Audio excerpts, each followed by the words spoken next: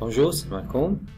Ravi de vous revoir encore une fois dans cette série consacrée à l'étude de Microsoft Access. Alors aujourd'hui, ce qu'on va faire, c'est que on va travailler sur un principe qui s'appelle les sous-formulaires.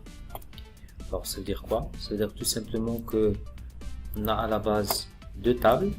On a la table catégorie de produits. Avec comme nom de catégorie description et une illustration, une image, et la table produit. La table produit, alors il y en a plusieurs dizaines, et que la relation entre les deux tables catégorie produit passe à travers le champ code catégorie.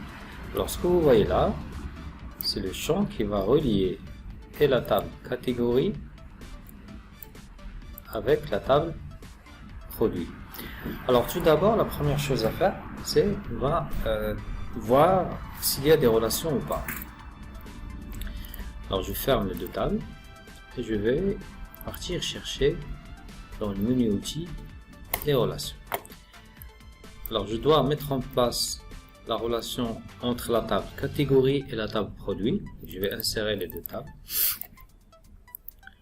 Voilà, je vais les exposer de cette façon et je vais relier la table, le code catégorie de la table catégorie avec le code catégorie de la table produit.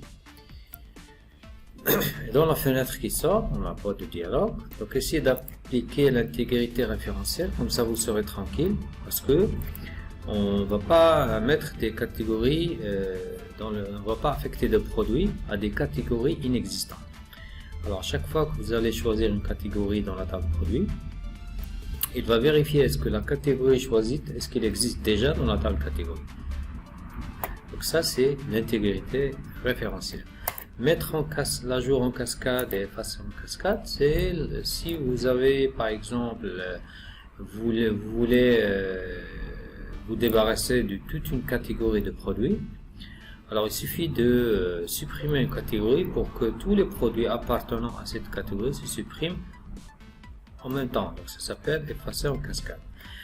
Par contre, si par exemple vous avez un nom de catégorie que vous voulez changer, par exemple le codiment, je sais pas, pour une raison ou pour une autre, vous allez le changer par, je sais pas, par autre chose. À chaque fois, donc lorsque vous allez toucher à ce nom, automatiquement la relation, tous les produits qui sont en relation avec cette catégorie, ils vont changer de code de catégorie, ils vont suivre. C'est ce qu'on appelle mise à jour en cascade. Okay, donc je vais essayer d'appliquer ces trois règles. Et comme vous voyez là, une catégorie ici peut correspondre à plusieurs produits là. Donc, ça veut dire le code de cette catégorie peut apparaître plusieurs fois à l'infini dans la table produit. Donc on va enregistrer la relation, on va passer maintenant faire les formulaires. Alors le formulaire principal, vous l'avez sûrement compris, c'est le formulaire catégorie. Donc c'est le formulaire principal. Alors je peux par exemple imaginer un formulaire catégorie que à l'intérieur on va trouver tous les produits appartenant à la catégorie en question. Alors je vais créer mon formulaire en mode création. D'accord, mon formulaire je vais l'associer avec la table catégorie. D'accord, donc je peux, donc comme vous savez, vous pouvez cliquer deux fois comme ça sur les champs et vous aurez bien sûr tous les champs correspondant à la table catégorie. Donc je vais la nommer FRM. Et je vous conseille d'utiliser des préfixes pour nommer vos objets, que ce soit des tables ou des formulaires. Alors maintenant, on va essayer de mettre en place. Donc, tout d'abord, je vais tester ça. Je reviens à accueil, affichage normal. Donc je vois que effectivement, j'arrive à défiler les noms des catégories que j'ai dans la table catégorie. Bien. Alors maintenant, on va passer à autre chose. On va passer faire le sous-formulaire. Alors, le sous-formulaire, en fait, alors le sous-formulaire, c'est quoi? Ça peut être un tableau, une forme tabulaire issue directement de la table produit. Ça veut dire si vous tenez la table produit comme ça, vous la glissez automatiquement il va comprendre que vous voulez faire un sous-formulaire. Alors il va vous demander est-ce qu'il y a une relation entre ce qui est en haut, le forme principal, est-ce que vous allez faire maintenant? Oui, donc on peut le définir. Donc le champ, le formulaire principal, le champ qui est en relation, c'est le code catégorie. Et dans le sous-formulaire, il est relié avec le code catégorie du sous-formulaire. J'ai une seule relation ici. Donc on va voir ce que ça va donner. Donc il va créer un sous-formulaire produit qui va suivre le formulaire principal qui est en haut. Donc on va voir ce que ça donne. Alors ce que vous voyez là, c'est 12 produits appartenant à la catégorie boisson.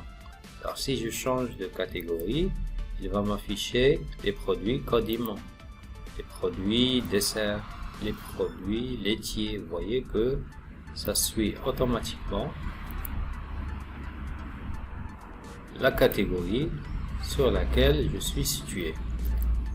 D'accord, bien sûr avec tous les détails que vous voulez.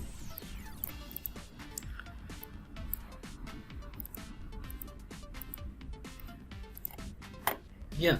Donc on peut aussi imaginer autre chose, ça veut dire peut-être que ces produits n'effectuent des commandes, peut-être que ces catégories-là ont été c'est pas fournis par un fournisseur, ou même les produits. Vous voyez ici le champ produit, d'accord. Donc on doit par exemple mettre en place la table fournisseur. On peut pas mettre le fournisseur comme formulaire principal et les produits qui nous fournit ce fournisseur-là, on peut le placer en bas.